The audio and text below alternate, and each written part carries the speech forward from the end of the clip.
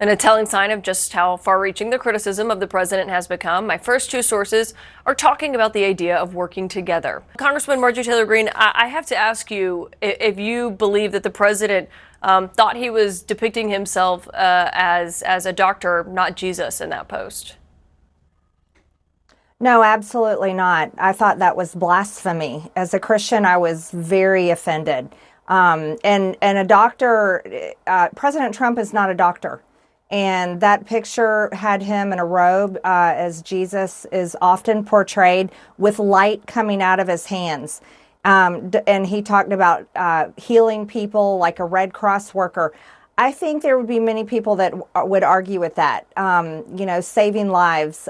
So I think it was blasphemy. I was offended. I think he should apologize, not act defensive, and many Christians across America and the world were very offended by that.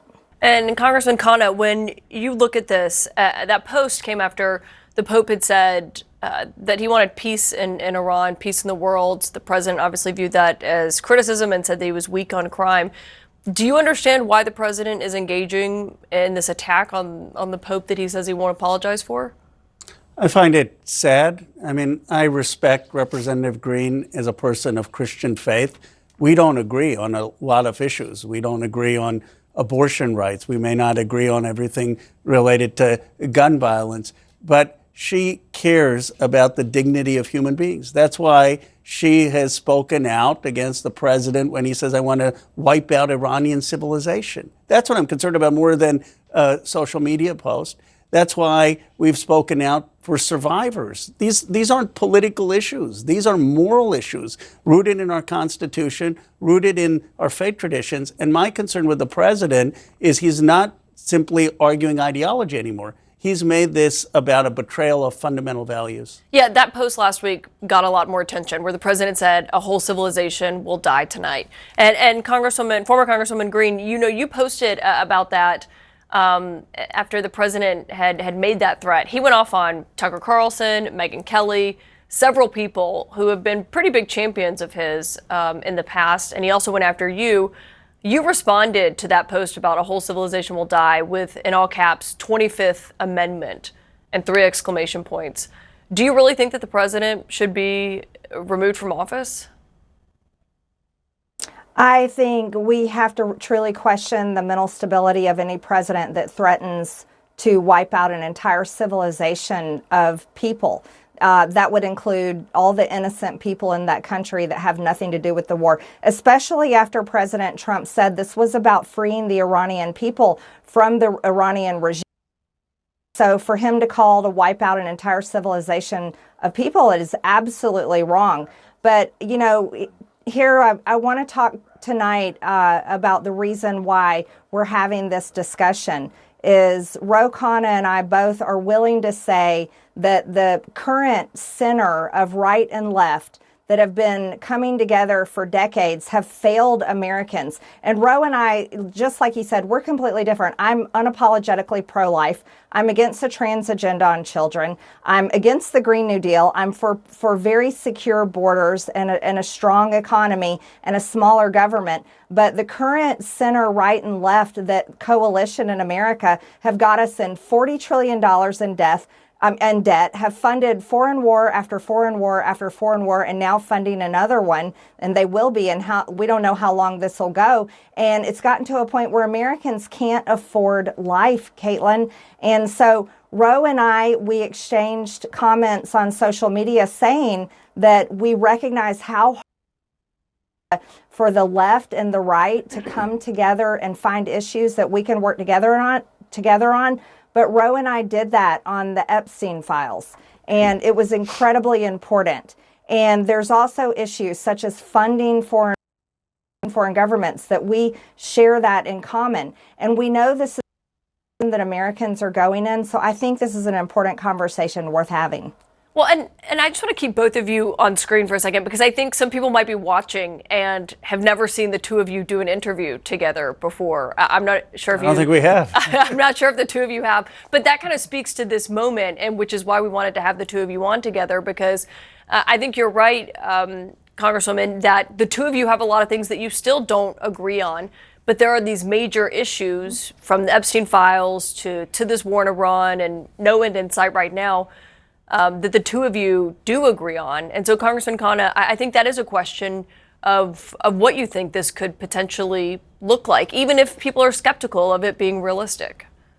Well, first of all, more than the policies, I think it's the way Representative Greene and I treat each other with respect, not looking at the worst possible thing either of us has said over the last 10 years and trying to sensationalize it, but trying to actually have a dialogue to understand where the other person is coming from, where we disagree, and where we could have more common ground. You know, most Americans want to do that with their families. They want to do that with their neighbors. They're tired of us being as divided and simply looking to score political points.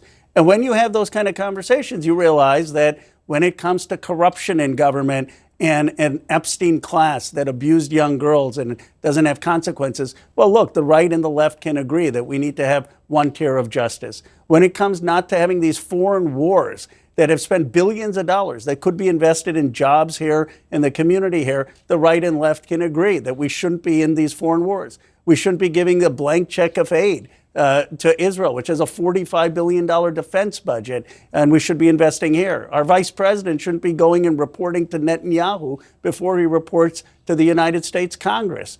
And the issue of the cost of living. I mean, Marjorie Taylor Greene has talked about how people don't have health care. Now, I'm for Medicare for all. She may have different ideas on that, but we both recognize that the system is broken. And in my view, unless we start to have these conversations in a civil, thoughtful way, we're not going to actually address the fundamental issue, which is the working class, and many people in the middle class have gotten shafted in America. Congressman, what does that look like for you if, you know, you've talked a lot about what your constituents, your former constituents were feeling, you know, as gas prices were going up, as inflation was going up, they were still paying too much, you know, despite what the campaign promises from this administration were. I wonder what that potentially looks like for you in terms of addressing those still very real concerns from people if you're not in Congress. What would you say to that, to someone who says, well, she's not in Washington anymore? You know, what capacity does she have to directly address that? I think I have the capacity to drive the conversation and the willingness to do so when there's very few people on the right willing to do that. I completely agree with Roe. Americans are really sick and tired of the divide, and they're sick and tired of the political drama in their lives. What they expect of their elected leaders is to make their lives easier, to make their lives more affordable. And they really would like their government to come to a point where it's seen and not necessarily heard most of the time. And I think this is something that I'm willing to involve myself in because I think the political pressure on the outside is actually becoming more powerful than the ability to get things accomplished on the inside. That's what I found firsthand. Many Americans today are getting to the point where they think both parties have fully failed them, Republicans and Democrats. And they're coming to a point where they're saying, do we need an independent party? Or is there even a candidate that can actually represent my interest? Because many, and it's about really the younger generations, not the older generations. We have real problems coming in the future, and it's the forward-thinking leaders that are going to be the problem solvers for that. Roe mentioned healthcare. It is a real problem, and Republicans refuse to face the issue. You know, they complain all the time about Obamacare, but they're unwilling to do anything to fix it, and I think there needs to be a real solution there. I'm not for Medicare for all, but I am for a strong solution that can help Americans. And I think that involves real work, and it can be hard work, not one that can be solved quickly with our conversation tonight. But it's also younger Americans where, say, parents and people that are married, they're both working and they're still struggling to get by. But we also have to look at Social Security, which is going to be bankrupt in 7 years, and the real problem, which is the devaluation of our dollar, which is affecting all of us, and the growing and never-ending debt that Americans find themselves falling into. So I really think this is something that America is craving, and I'm looking forward to more dialogue.